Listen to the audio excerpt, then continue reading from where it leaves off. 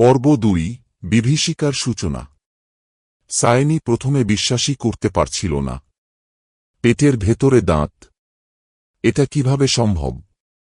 Doctor Ranjan আরও কিছু পরীক্ষা করালেন, কিন্তু রিপোর্টগুলো আরও বিভীষিকাময় হয়ে উঠল।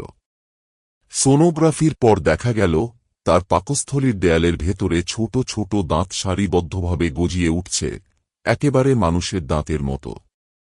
কেবল তাই নয়, সেগুলো নড়ছে, যেন নিজের মতো করে নড়াচড়া করছে।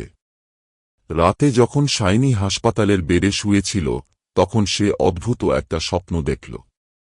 এক কালো অন্ধকারে দাঁড়িয়ে আছে সে, আর সামনে এক বিশাল গহ্বরের মতো কিছু একটা, যার ভেতর অসংখ্য ধারালো দাঁত। সেই গহ্বর থেকে সেই একই ফিসফিসানি, আমার খিদে পেয়েছে, এবার সময় হয়েছে। ঘুম ভেঙে গেল সায়নীর। সে দেখল তার পেটের চামড়া শুরু হয়ে গেছে, যেন ভেতরে কিছু একটা নড়ছে।